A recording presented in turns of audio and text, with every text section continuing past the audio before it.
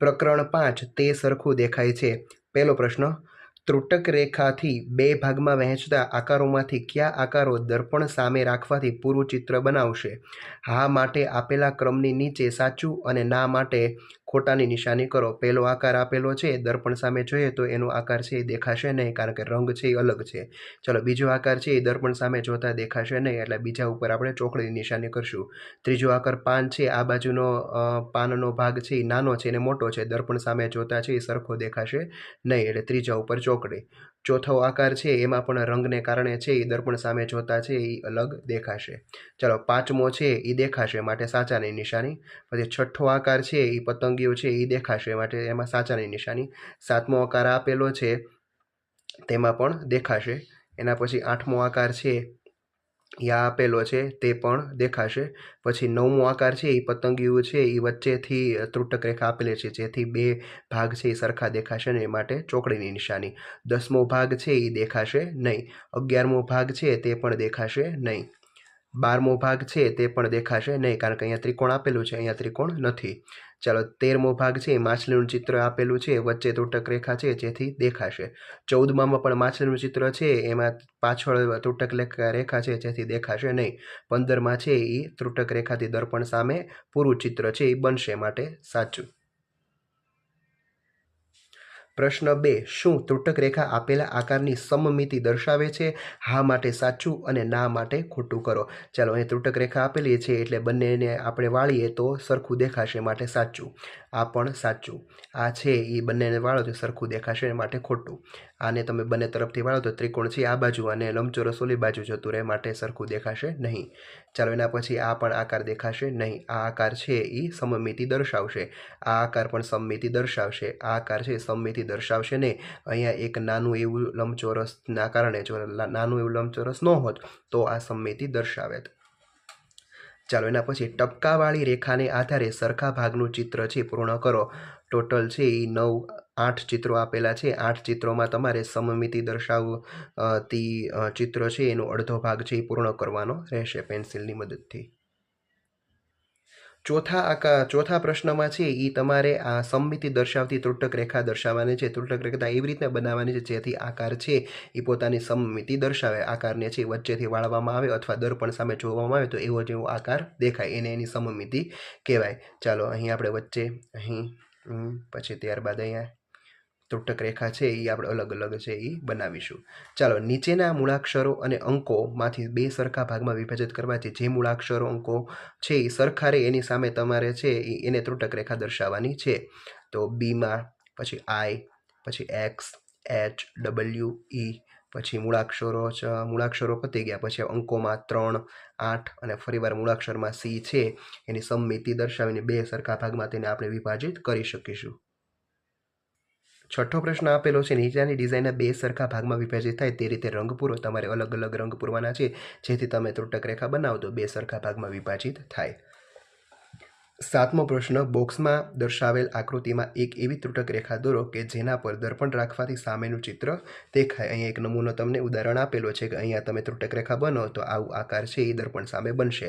ચાલો, અહીંયા આપણે ત્રુટક રેખા બનાવીશું તો એવો આકાર અહીં બનશે. ચાલો, આ ચિત્રમાં આપણે અહીંથી આ કોર્નરથી આ કોર્નર સુધી આપણે ત્રુટક રેખા બનાવીએ તો આવું ચિત્ર બનશે. આ ચિત્રમાં આપણે અહીં છે એ ત્રુટક રેખા બનાવશું તો આવું ચિત્ર દર્પણ સામે બનશે. ચાલો, એના પછી આ ચિત્ર છે એમાં તમે અહીંયા વચ્ચે લીટી તમે ત્રુટક રેખા બનાવો તો આવું ચિત્ર બનશે. એના પછી 5મુંમાં છે અહીં તમે ત્રુટક રેખા બનાવો, કોર્નર અહીંયા કોર્નર અડવા દેવાનો નથી, એટલે કે આવી દર્પણ સામે આકૃતિ બનશે. ચાલો, એના પછી આ ચિત્ર આપેલું છે એમાં તમારે અહીં ત્રુટક રેખા તમે બનાવો, બંને કોર્નર, અહીં કોર્નર, અહીં કોર્નર, તો તમને આવું દર્પણ આકૃતિ બનશે. ચાલો, અહીં તમારે અહીંયા ત્રુટક રેખા બનાવવાની જેથી અહીં આકૃતિ બનશે. ચાલો, અહીં ત્રુટક રેખા બનાવીશું જેથી દર્પણ આકૃતિ આવી બનશે. અહીં ત્રુટક રેખા બનાવવાથી દર્પણ આકૃતિ આવી બનશે. અને છેલ્લે 10માં અહીં તમે ત્રુટક રેખા બનાવો એટલે તમને આવી આકૃતિ દર્પણ આકૃતિ મળશે. 8મો પ્રશ્ન, નીચે આપેલા ચિત્રો આકારો પૈકી કયા ચિત્રો ભાગોને અડધા ભાગમાં ફેરવવાથી તેના તેજ જેવા રહે? જો રહે તો સાચા નિશાની કરવાની. ચાલો, અડધા ભાગમાં રહેશે, આ પણ રહેશે, આ પણ રહેશે, આ પણ રહેશે, આ પણ રહેશે, આ પણ રહેશે, આ પણ રહેશે, આ પણ રહેશે. ચાલો, આ રહેશે, આ રહેશે. જો ત્રિકોણને તમે અડધા ભાગમાં એટલે કે આ જે એનો ખૂણો છે એ નીચે આવી જશે, જે પહેલાં જેવું ચિત્ર નહીં બને. ચાલો એના પછી આ પણ રહેશે અને છેલ્લે છે એ 17મો, 19 અને 20 એના એજ જેવા રહેશે. 9મા પ્રશ્નમાં ડિઝાઇન આપેલી છે. ડિઝાઇન તમારે એવી રીતના બનાવવાની છે જેથી તમને આકાર છે એ આટામાં તમે અડધા આટામાં ફેરવો તો એવો ને એવો જ આકાર મળે. આ આકાર છે એ આકાર આપણે દોરેલો છે. એમાં જે ચોરસ છે એ 4 4 બાજુ આપણે કરી નાખીએ અને રંગ છે તે સરખો રાખીએ, જેથી તમે એને અડધા આટામાં ફેરવો તો તેના તેવું ચિત્ર બને. ચાલો આ ચિત્રમાં છે અહીંયા આપણે ગોળ બનાવીશું, એટલે કે અહીંયા ગોળ બનાવી દઈએ તો એના એવું ચિત્ર રહેશે. ચાલો આ આકાર છે નીચે છે એ અહીં ગોળ આપેલું છે તો અહીંયા ત્રિકોણના કોર્નરને આપણે ગોળ બનાવીશું. ચાલો આ બંનેનો કલર છે એ સરખો રાખીશું અને આ ચિત્રમાં છે આ ત્રિકોણને આપણે છે એ આ કોર્નરે અડાડીશું. ચાલો એના પછી 10મો પ્રશ્ન, નીચે આપેલા આકારો પૈકી કયા આકારને 1/3 ભાગમાંથી ફેરવવાથી તે પહેલાં જેવો દેખાશે તથા કયા આકારને 1/4 ભાગમાં ફેરવવાથી તે પહેલાં જેવો દેખાશે? તેની નીચે આપેલા ખાનામાં હા કે ના લખો. ચાલો અહીં તમને છે એક ઉદાહરણ આપેલું છે. આ ઉદાહરણ છે એમાં 1/3 ભાગ ફેરવવાથી છે પહેલાં જેવું દેખાશે તો કે હા, અને 1/4 ભાગમાં તે પહેલાં જેવું દેખાશે તો કે હા. ચાલો ઉદાહરણ એવી રીતે આપેલા છે. હવે આપણે જોઈએ પ્રશ્ન નંબર 1. ચાલો અહીં ત્રિકોણ આપેલું છે. હવે સામે એને આપેલ કોષ્ટકમાં છે એ આપણે હા ના લખીએ. પછી આ બીજું આપેલું છે, તેના પછી આ ત્રીજું, ચોથું, પાંચમું, આ છઠ્ઠું, અહીંયા 7મું આપેલું છે અને 8, ટોટલ 8 ચિત્રો આપેલા છે. હવે આપણે કોષ્ટક ભરીએ. પહેલું ચિત્ર છે 1/3 ભાગમાં ફેરવવાથી પહેલાં જેવું દેખાશે તો કે ના. 1/4 ભાગમાં તો કે ના. બીજું ચિત્ર 1/3 ભાગમાં તો કે હા. 1/4 તો કે ના. એ રીતના ત્રીજું છે એમાં ના અને ના. ચોથામાં હા, હા. પાંચમામાં હા, ના. છઠ્ઠામાં હા, હા. સાતમામાં હા અને ના, અને આઠમામાં હા અને હા. નીચેના આકારો 1/3 ભાગમાં ફેરવવાથી અને 1/4 ભાગમાં ફેરવવાથી કેવા દેખાશે તે દોરો. અહીં ત્રિકોણ એક આપેલું છે. ત્રિકોણ છે 1/3 ભાગમાં ફેરવવાથી આ કોર્નર છે નીચે આવી જશે. 1/4 ભાગમાંથી આ કોર્નર છે એ જમણી બાજુ જતો રહેશે. ચોરસમાં છે એ બંને ચોરસ સરખા જ થશે, એમાં કોઈ પણ જાતનો કાંઈ ફેર પડશે નહીં. લંબચોરસમાં છે 1/3 ભાગમાં ફેરવવાથી તેના તેવો જ દેખાશે, જ્યારે 1/4 ભાગ ફેરવવાથી છે એ લંબચોરસ છે ઊભો થઈ જશે. ષષ્ઠકોણમાં છે એ 1/3 ભાગમાંથી એવો જ દેખાશે, જ્યારે 1/4 ભાગમાં છે એની એક બાજુએ આવશે. ચાલો પછી નીચે આપેલા આકારો 1/3 ભાગમાં 1/6 ભાગમાં ફેરવવાથી કેવા દેખાશે? તો આ છે 1/3 ભાગમાં એના એ જ તેવો દેખાશે, જ્યારે 1/6 ભાગમાં ફેરવવાથી વચ્ચેનું જે ત્રિકોણ છે એનું કોર્નર નીચે છે તે ઉપર જતો રહેશે. ચાલો બીજામાં કોઈ પણ જાતનો ફેરફાર થશે નહીં. ત્રીજામાં પણ કોઈ પણ જાતનો ફેરફાર થશે નહીં. ચોથા ચિત્રમાં છે એ 1/3 ભાગમાં એવો જ દેખાશે અને 1/6 ભાગ ફેરવવાથી છે એ નીચે બે ગોળ છે તે ઉપર જતા રહેશે. ચાલો એના પછી પાંચમા ભાગ છે એમાં 1/4 ભાગમાં ફેરવવાથી કોઈ પણ જાતનો ફેર પડશે નહીં, પરંતુ 1/6 ભાગમાં ફેરવવાથી જે કોર્નર છે તે નીચે જતો રહેશે.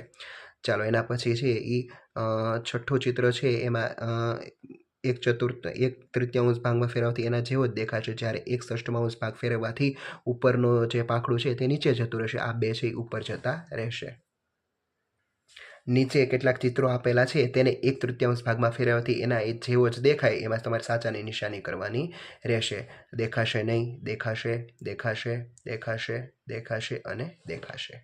ચાલો એના પછી આકારો આપેલા છે 1/6 ભાગમાં ફેરવવાથી તેના જેવો જ દેખાય, એમાં સાચાની નિશાની કરવાની છે અને ન દેખાય એમાં ખોટાની નિશાની.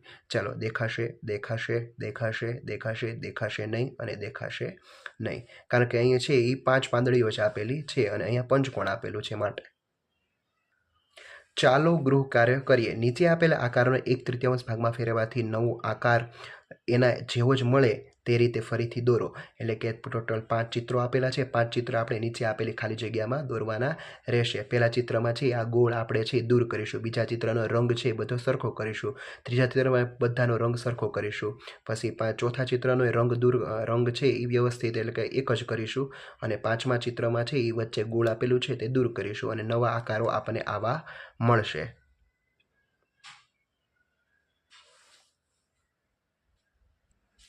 નીચે આપેલા આકારોને 1/6 ભાગમાં ફેરવવાથી નવો આકાર એવો જ મળે તેમાં મનપસંદ રંગ પૂરો. તો કે 1, 2 અને 3 આકારોમાં તમારે મનપસંદ રંગ પૂરવાનો રહેશે. ચાલો ત્રીજો, નીચે આપેલા આકારોમાંથી એક ચતુર્થાંશ ભાગમાં ફેરવાથી નવો આકાર એવો જ મળે તેની નીચે સાચું કરો. પહેલામાં સાચું, સાચું, સાચું અને સાચું. ચાલો અહીં તમારો ચેપ્ટર પૂરું થાય છે. Thank you.